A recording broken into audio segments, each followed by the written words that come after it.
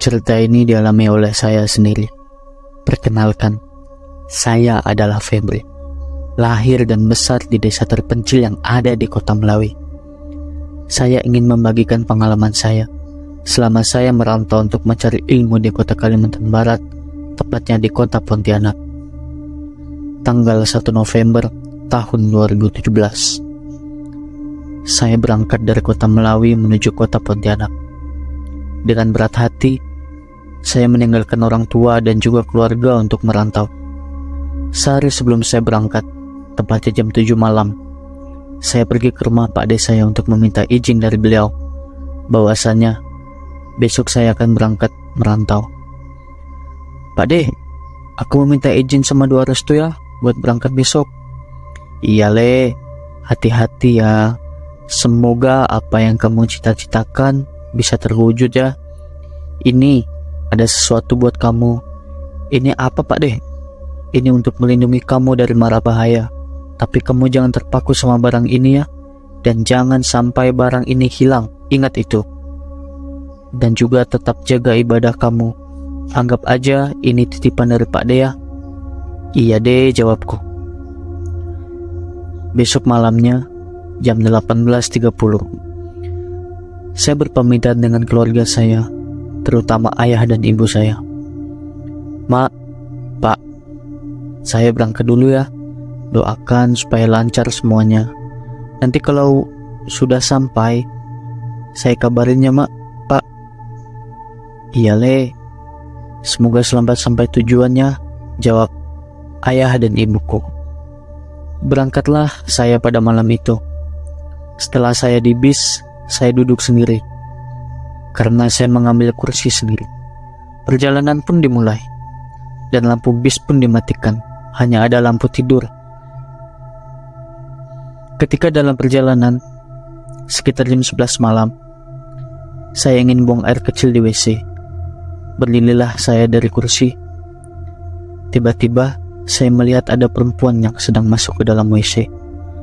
Perempuan ini berperawakan tinggi, berambut panjang, setengah pinggang, dan menggunakan baju berwarna putih. Di sini saya tidak berpikir negatif. Mungkin dia adalah penumpang yang duduk di bangku belakang.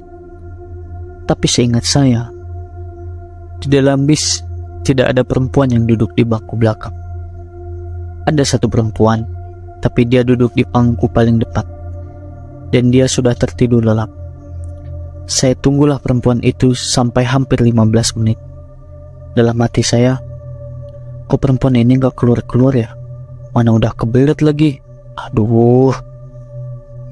Tak berselang lama, ada bapak-bapak yang beranjak dari kursinya, dan dia menuju ke arah WC.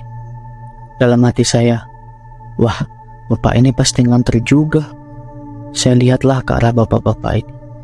Bapak ini masuk WC dengan santainya dan menutup pintu WC. Lah, bapak ini kok bisa masuk? Kan ada cewek di WC. 10 menit kemudian, bapak itu pun keluar dari WC. Saya tanya langsung dengan bapak itu, loh, Pak, di WC nggak ada orang kah Pak? Nggak ada tuh dek. Dari tadi kan memang nggak ada orang di WC. Kalaupun ada orang, pasti dia melewati kita. Kalau dia mau ke WC, secara kita kan duduk di tengah. Oh, gitu ya Pak? Jawabku. Memangnya ada apa dek? Kamu mau ke WC? Iya nih Pak, dari tadi saya mau buang air kecil Pak. Cuman tadi saya lihat ada perempuan yang masuk ke dalam WC, makanya saya tunggu. Saya lihat bapak masuk WC tadi, lalu keluar. Jadi yang saya lihat tadi siapa? Ah, kamu dek, mungkin kamu salah lihat tadi. Sudah sana, kalau mau ke WC. Iya Pak. Berjalanlah saya menuju WC. Ketika buang air kecil, saya mencium aroma bangka yang sangat menyengat sampai menusuk. Dalam hatiku, ini ada apa lagi sih? Oh, mungkin ada tikus mati kali ya di WC ini. Tak lama kemudian, lampu WC seperti ada yang memainkan. Hidup, mati, hidup, mati. Dan di luar seperti ada yang mengutuk pintu. Pat, tak, tak. Cepat-cepatlah saya menyiram air kencing saya. Ketika saya mau ambil gayung untuk menyiram, tiba-tiba ada kepala yang menghadap ke saya. Sosok ini tersenyum menyeringai ke arahku. Sontak, aku langsung lari keluar. Tak sempat aku siram kencingku. Aku lari tunggang langgang keluar dari WC. Ketika sudah di luar, seisi bis menengok ke arahku semua. Dek, ada apa dek?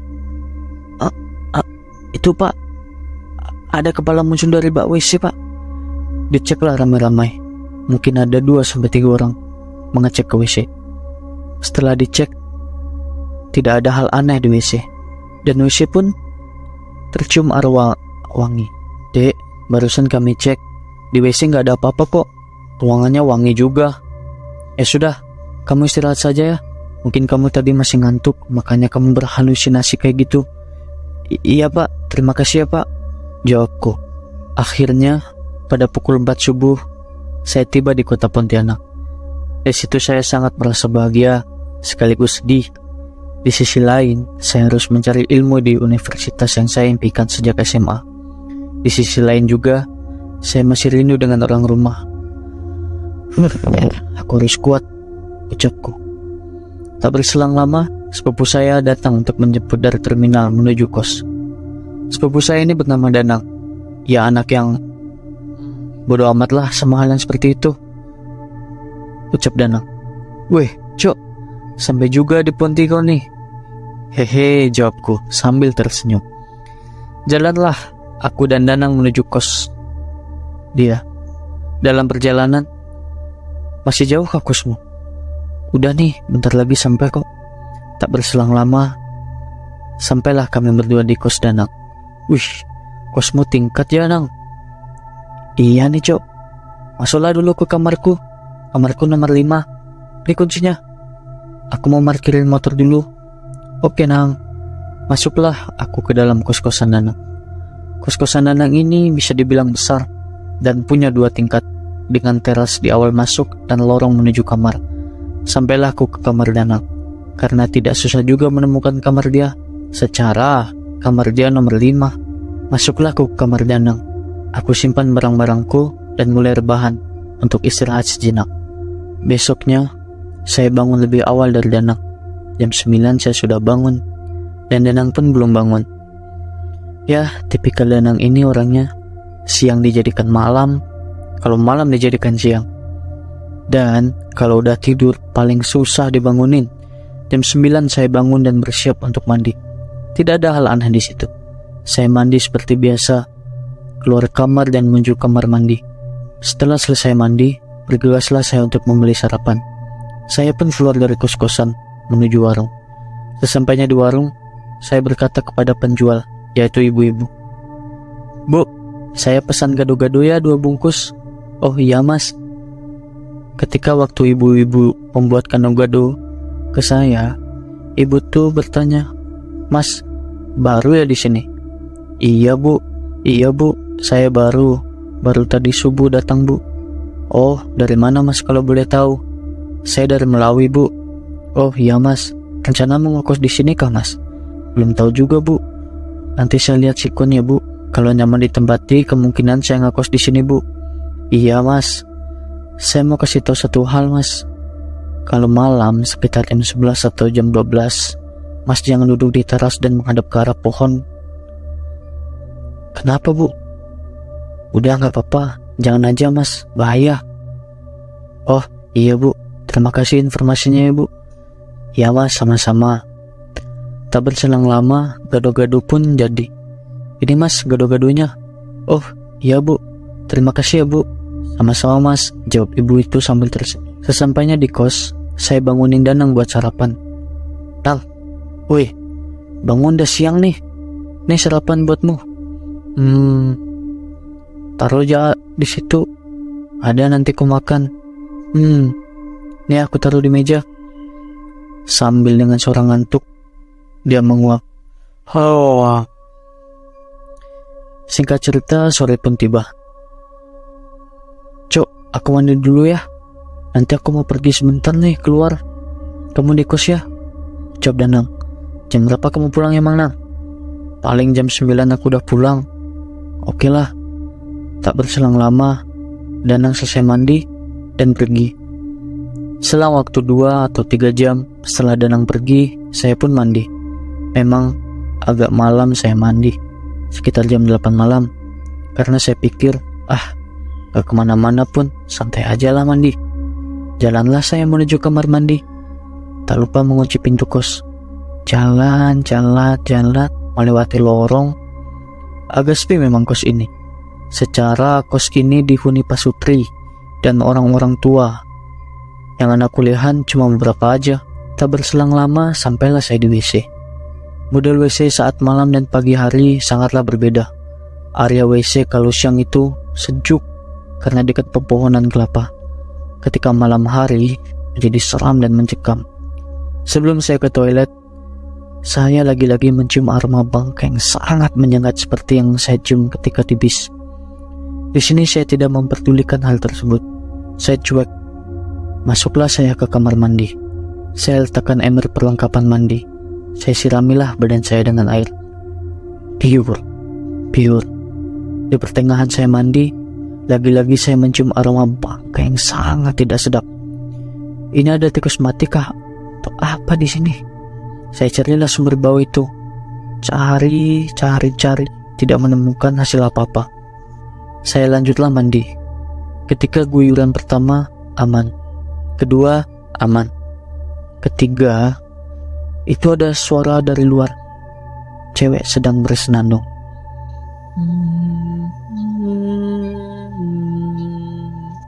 Di sini saya cuekin. Oh, mungkin istri orang lagi mandi. Tapi semakin lama, kok suaranya kayak orang nyinden. Paniklah saya di situ. Semakin mempercepat mandi saya. Ketika mau selesai, ada suara lagi dari WC sebelah. Kok buru-buru, Mas? Di sini saya keluar dari WC, berlari ke arah luar dan masuk ke dalam kamar. Aduh, astagfirullahaladzim, itu apa tadi? Saya baca doa, zikir, berharap sosok ini gak ngikutin sampai ke kamar. Berselang 2 menit, ganti bajulah saya di sini. Nah, ketika ganti baju, saya mengalami keganjilan lagi. Barang yang saya bawa waktu itu, yang Pak D kasih, ternyata sudah hilang. Paniklah saya di situ. Waduh, kemana nih barang yang kasih Pak D? Apa gara-gara barang ini hilang saya diganggu ya? Ucapku. Tak berselang lama, pintu kamar saya diketuk. Ketukannya sama persis ketika saya di bis. Tok. Perlahan pintu itu diketuk. Nang, ucapku. Kamu kah, Nang? Tapi gak ada jawaban dari luar. Di sini saya mulai WA Danak. Saya ketiklah, Nang, kamu udah pulang kah? Danang pun menjawab, belum nih Cok, masih jalan nih. Aduh, lalu siapa yang ngetuk pintu di luar nih? Nang, cepat pulang ya. Ada sesuatu yang aneh di kos. Iya, bentar lagi ya, 20 menit lagi aku sampai. Dan ketukan itu pun masih terdengar. Tok. Dan akhirnya ketukan itu pun hilang. Berpikir udah gak kondusif di dalam kamar, saya pun keluar untuk duduk di teras kos dan menonton TV. Ya, karena pihak kos memfasilitasi TV di sini, tidak ada hal aneh yang terjadi. 1-2 jam saya menonton TV. Danang pun tak kunjung datang. Duh, lama kali Danang pulang nih. Saya pun iseng-iseng untuk melihat sekeliling kos, toleh kanan, toleh kiri. Sepinya kos ini dalam hati saya. Tak berselang lama, ada lagi bau yang sangat menyengat lewat seperti terbawa angin. Bau ini lagi dalam hati saya. Jangan-jangan aku mau diganggu lagi nih. Ternyata benar. Tak lama kemudian ada suara seperti perempuan yang sedang bersenandung.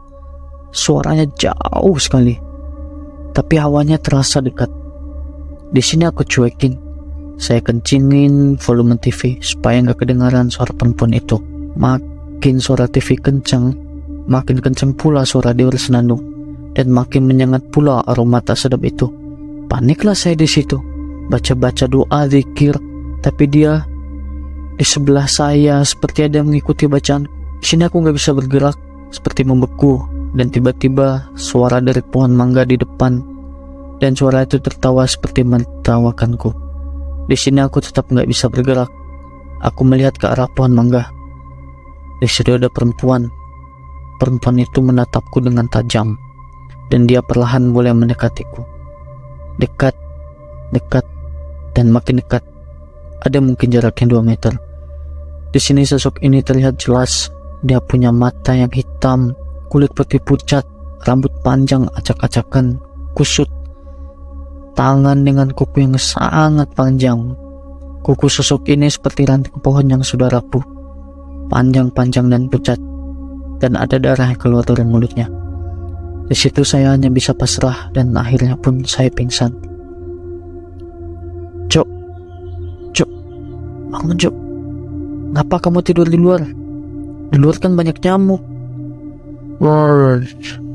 Aku pun membuka mata dan menghela nafas panjang. Kau kah Ninang? Iyalah, emang siapa? Hantu. Ucap Danang dalam hatiku. Seandainya kamu tahu apa yang ku alami, masihkah kamu bisa tertawa seperti itu? Di sini aku pun masuk ke dalam kamar dan mulai istirahat. Tak berhenti sampai di situ. Ketika malam, saat saya sedang tidur, seperti biasa, Danang belum tidur. Ia masih main game kesayangannya itu. Danang pun membangunkanku. Cok, bangun. Apa ucapku? Coba kamu dengar ada suara perempuan bersenandung. Mana ada. Itu suara gamemu kali, ucapku. Enggak, coba kau dengar dengan bagus.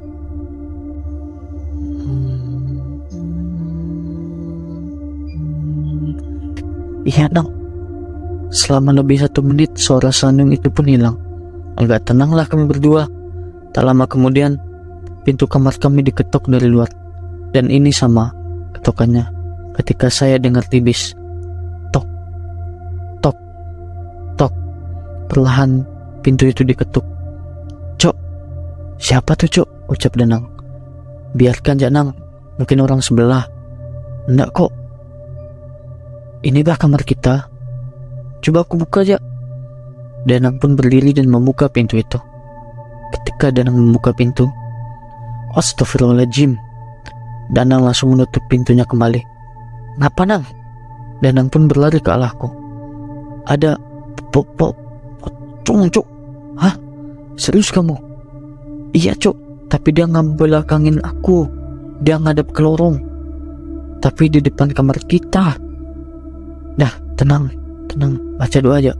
Di sini awal mula teror itu terjadi.